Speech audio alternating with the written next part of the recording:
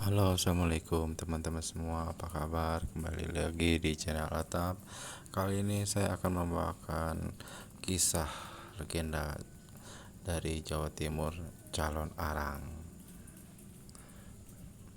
Kisah ini bermula dari satu kerajaan, ya, di kerajaan Daha, gitu kan.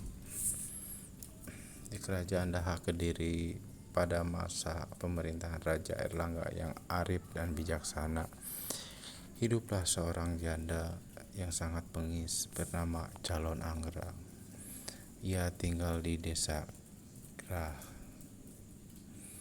Calon Arang adalah penganut sebuah aliran hitam, yakin kepercayaan sesat yang selalu mengemar kejahatan dengan ilmu hitam dan memakai ilmu gaib.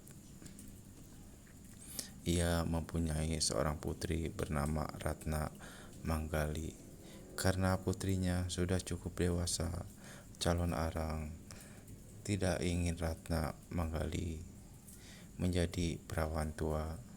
Ia pun berusaha mencari cara agar Ratna Manggali segera mendapatkan jodohnya dan menikah.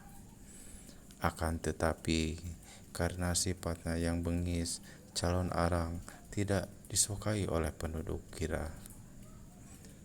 Tak seorang pemuda pun yang berani memperistri Ratna Manggali. Putrinya.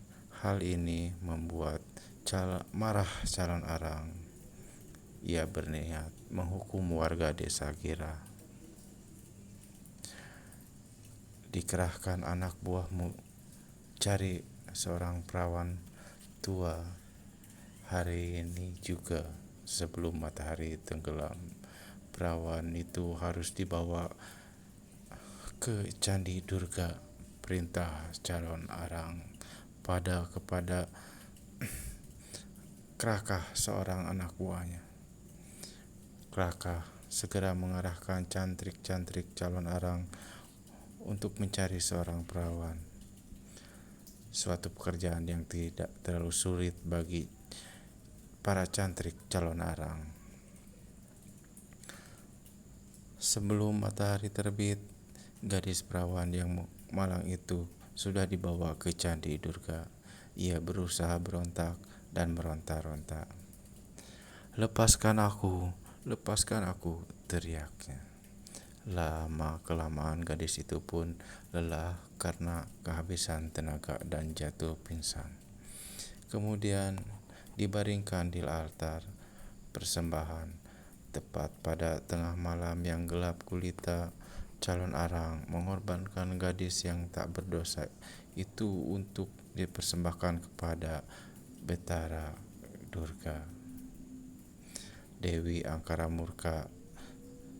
Setelah membakar dupa, Calon Arang mengucap mantra lalu menikam jantung gadis tersebut hingga tewas. Tuah jahat Calon Arang pun menjadi kenyataan.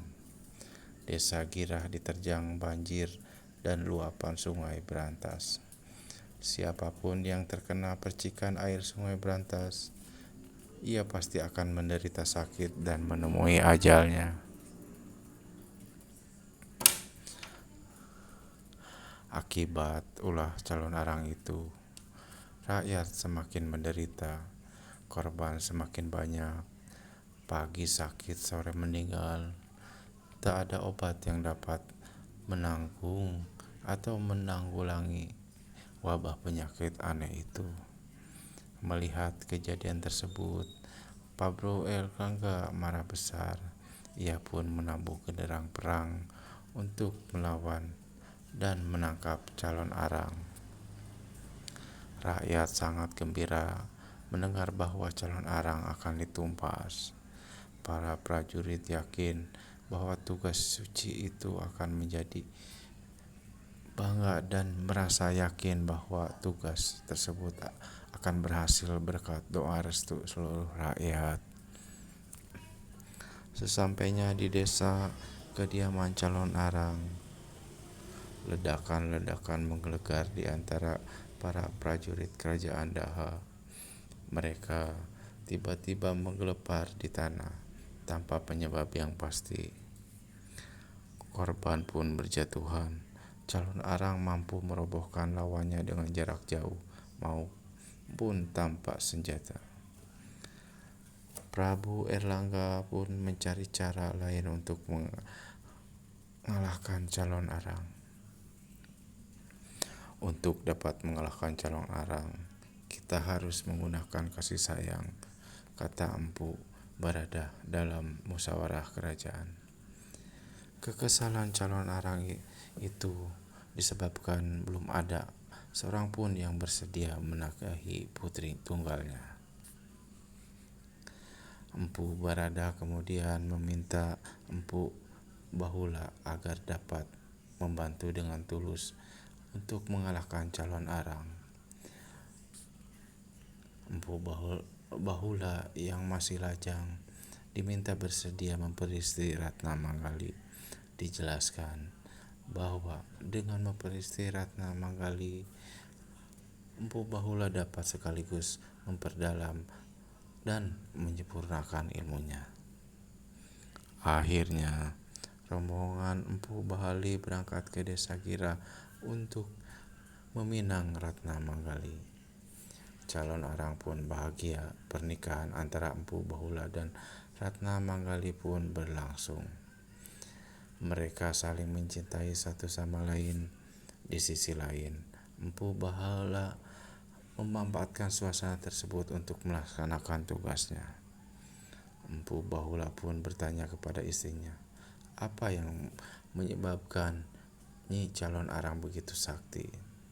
Ratna Manggali menjawab bahwa kesaktian calon arang terletak pada kitab sihir yang ia makan.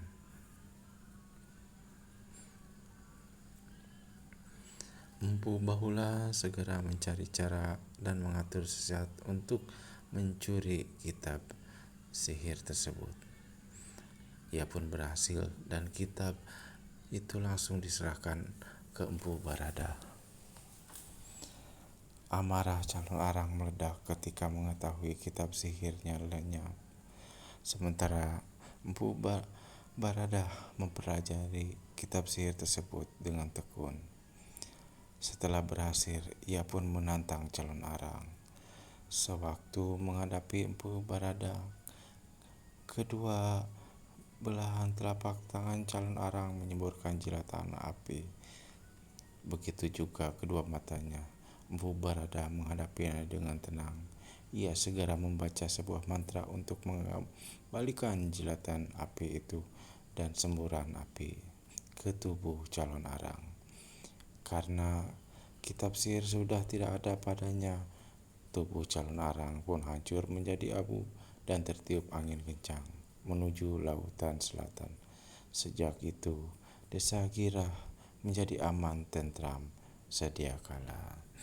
Baiklah teman-teman, itu sebuah cerita rakyat legenda calon arang pada masa kerajaan Erlangga di Kediri. Baiklah teman-teman, terima kasih. Assalamualaikum warahmatullahi wabarakatuh.